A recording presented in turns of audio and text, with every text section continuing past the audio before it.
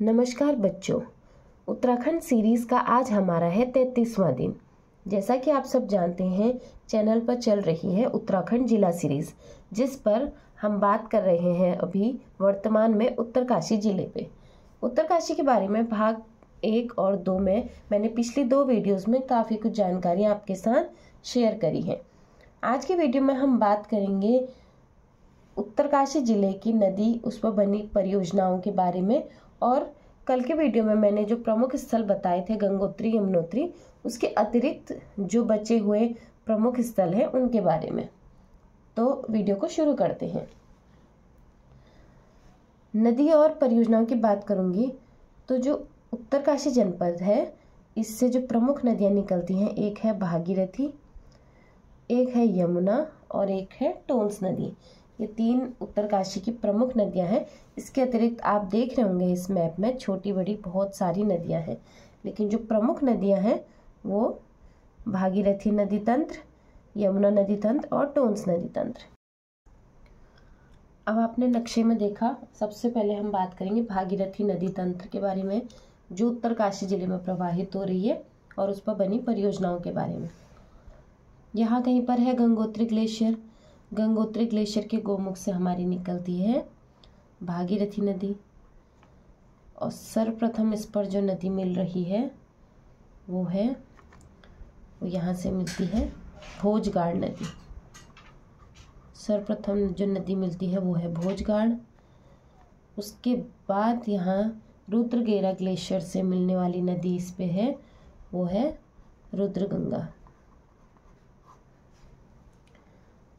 आपको कंफ्यूजन ना हो, ये रहा हमारा गोमुख। गोमुख से निकली हमारी भागीरथी। सर्वप्रथम भोजगाड़ नदी मिलती है जो कि भृगु सरोवर से आती है। रुद्रगंगा रुद्रगेरा ग्लेशियर से आती है। कुछ आगे चलकर इस पर केदार ताल से निकलने वाली मिलती है केदार गंगा। अभी मैं इनका जो उद्गम स्थल है उनके नोट्स भी आपको दूंगी। यहाँ पर थोड़ा सा समझने में आपको दिक्कत होगी, इसलिए सिर्फ नदियों के नाम लिख रही हूँ कि कौन सी नदी कहाँ पर से मिल रही है। और केदार गंगा भागीरथी से कहाँ पर मिलती है? यह मिलती है गंगोत्री पे। यह मिलती है गंगोत्री धाम पे। कुछ आगे चलकर भागीरथी पहुँचती है भैरो घाटी। भैरो घाटी, और भैरो घाटी पर इस पर मिलती है जाट गंगा। जाट गंगा नदी मिलती है। अब जाट गंगा नदी क्यों इम्पोर्टेंट है? लोकेशन थोड़ा इधर उधर हो सकता है नक्शे में, क्योंकि एग्जैक्ट लोकेशन किसी भी नक्शे में ऐसा दिखाया नहीं है, लेकिन आप थोड़ा एक आइडिया लगा लीजिए। अगर सीक्वेंस में पूछा जाए तो ध्यान रहेगा। जाट गंगा नदी पर 2 परियोजनाएं हैं, करमोली परियोजना और जाट गंगा परियोजना। यहाँ पर से आपको क्लियर हो गया, 2 परियोजनाओं के नाम पता चल गए। वो कौन सी नदी के ऊपर है? वो जाट गंगा नदी के ऊपर स्थित है। इसके बाद भागीरथी नदी आगे बढ़ती हुई पहुँचती है मुखवा। मुखवा पर इस पर मिलती है जो नदी, वो है हरी गंगा। मुखवा पर मिलने वाली नदी का नाम है हरी गंगा। फिर थोड़ा आगे जाकर ये पहुंचती है हर्षिल नामक स्थान पर। हर्षिल नामक स्थान पर पहुंच रही है, वहाँ पर इसमें मिल रही है 2 नदियाँ। एक है काकोरा गाड़, दूसरा है जालंधरी। फिर थोड़ा आगे जाके झाला पहुंचती है। झाला पर इस पर मिलती है सिया गंगा। सिया गंगा मिलती है झाला पर। और थोड़ा आगे जब ये जाएगी गंगोरी, गंगोरी के बाद तो ये टिहरी चली जाती है, तो गंगोरी पर इसमें मिलती है असी गंगा, असीम गंगा, असी गंगा, आप कुछ भी कह सकते हैं, दोनों ही इसके नाम हैं। ये मिलती है झाला और गंगोरी के बीच में भागीरथी नदी पर एक परियोजना है। उस परियोजना का नाम मैं यहाँ पर लिख लेती हूँ। उस परियोजना का नाम है मनेरी भाली परियोजना। मनेरी भाली परियोजना मोस्ट इम्पोर्टेंट, इसको नोट कर लीजिए। झाला और गंगोरी नामक स्थान के बीच में भागीरथी नदी पर स्थित जो परियोजना है उसका नाम है मनेरी भाली परियोजना।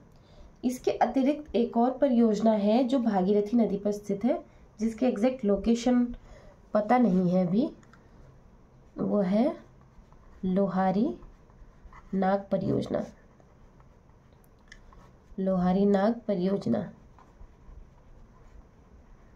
यह भी भागीरथी नदी पर स्थित है। यह भी किस पर है? यह परियोजना भी भागीरथी नदी पर स्थित है। तो भागीरथी नदी पर दो परियोजनाएं हैं हमारे उत्तरकाशी जिले में, वो है मनेरी भाली परियोजना और दूसरी है लोहारी नाग परियोजना। यहाँ से आगे गंगोरी से आगे भागीरथी चली जाती है टिहरी जनपद पर। तो टिहरी जनपद की बात हम जब अगले ज़िले में करेंगे तो टिहरी शुरू करेंगे, उसमें बात करेंगे कि वहाँ पर भागीरथी नदी पर कौन सी परियोजनाएं स्थित है।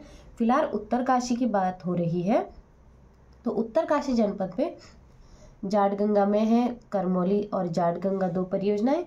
भागीरथी नदी पर स्थित दो परियोजनाएं हैं, मनेरी भाली परियोजना और लोहारी नाग परियोजना। इस बात को आप नोट कर लीजिए। अगर नक्शे में आपको कुछ समझ में नहीं आया तो एक बार यहाँ पे रिकॉल कर लेते हैं।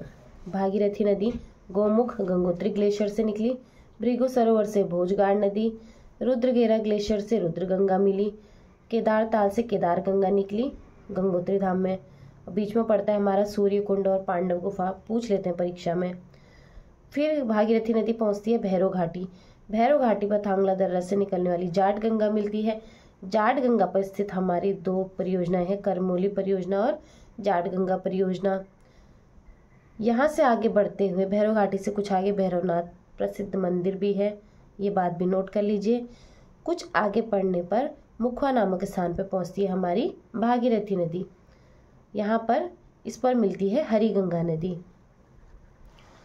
कुछ आगे चलने पर हर्षिल नामक स्थान पर पहुँचती है हमारी भागीरथी नदी और यहाँ पर हर्षिल पर इस पर दो नदियाँ मिलती हैं, काकोरा गाड़ और जालंधरी नदी।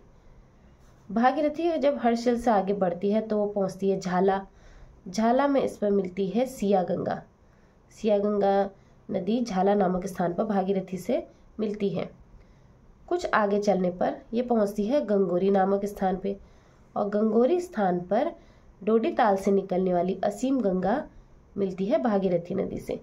इसके बाद ये चली जाती है टिहरी जनपद में, जिसकी बात हम कल करेंगे।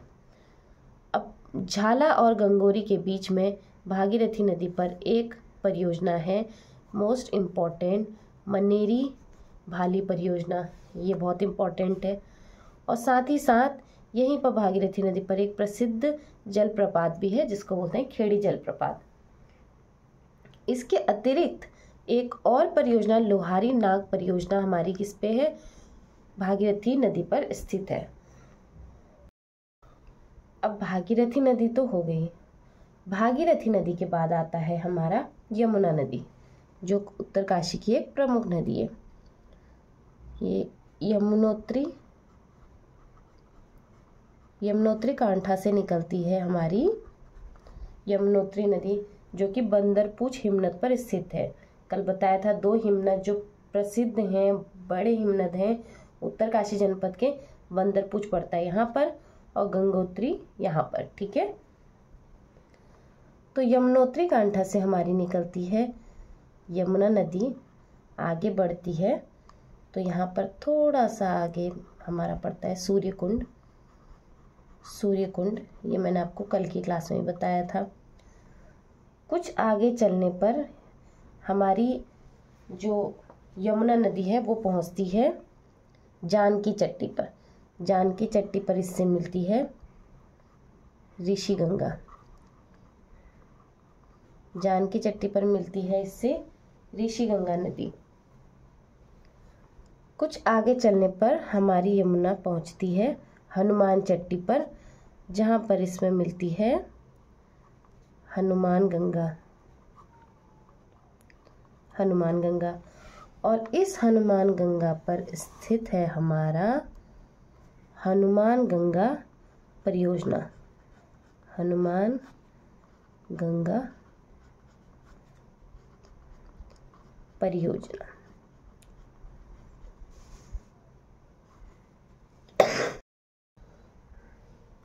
तो हनुमान गंगा परियोजना किस पर है? यमुना की सहायक नदी हनुमान गंगा पर स्थित है, इस बात का ध्यान रखेंगे।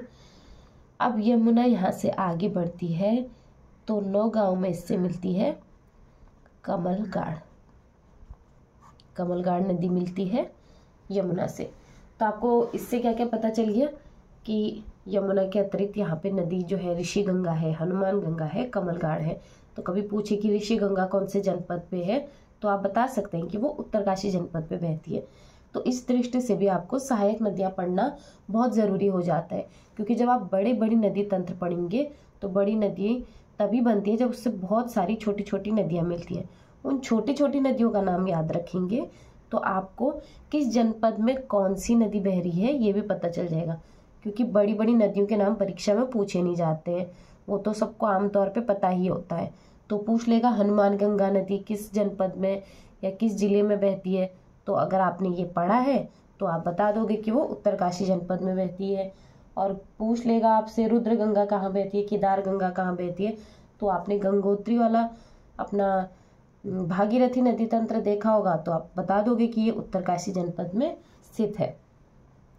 नौगांव के बाद हमारी ये चली जाती है भागीरथी आगे देहरादून में, और देहरादून में कालसी नामक स्थान पर टोंस नदी से मिलती है। तो ये रहा यमुना नदी के बारे में। तो हम उत्तरकाशी जनपद की बात कर रहे हैं, तो यहाँ पर हम यमुना की उतनी ही बात करेंगे जितनी वो उत्तरकाशी जनपद में जिले में बहती है। तो यमुना निकलती है उत्तरकाशी के यमुनोत्री कांठा से, जो कि बंदरपुछ हिमनद का एक भाग है।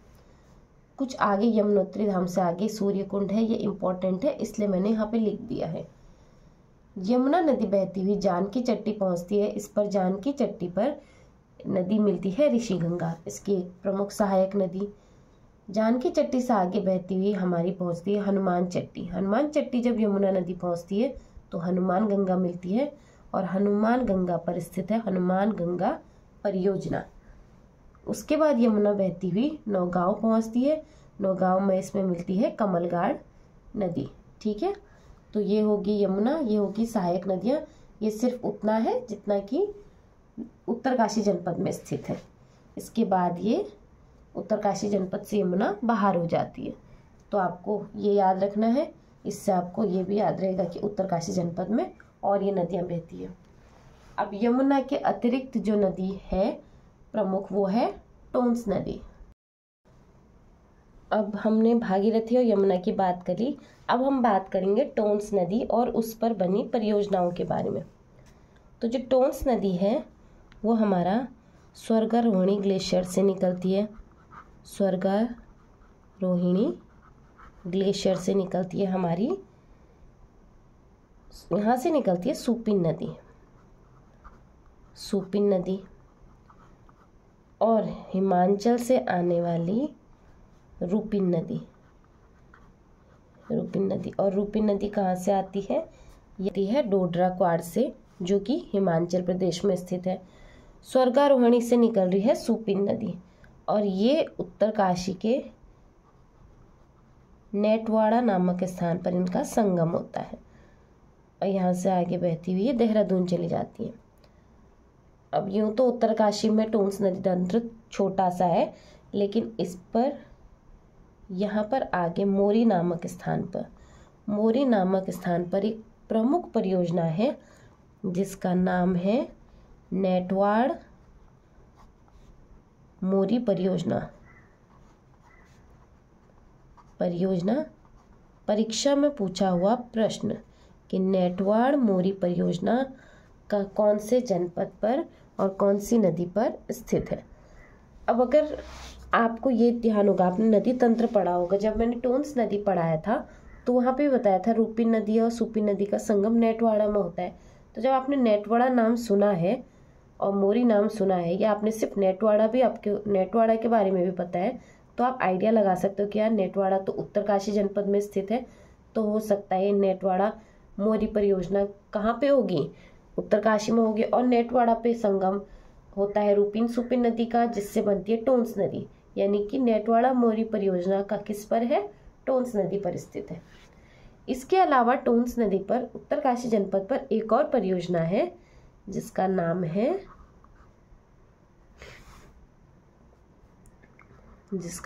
है तालुका सांकरी परियोजना। कभी पूछ ले तो आपको इसको नोट डाउन करके रखना है, तालुका सांकरी परियोजना। अभी हम यहाँ नदी तंत्र पढ़ने नहीं बैठे हैं। आपको अगर नदी तंत्र, सारी नदियों का तंत्र पढ़ना है तो नदी तंत्र की एक अलग प्लेलिस्ट हमारे चैनल पे है। यहाँ पर हम सिर्फ उत्तरकाशी जनपद पर टोंस नदी जितनी बहती है उतने की ही बात कर रहे हैं।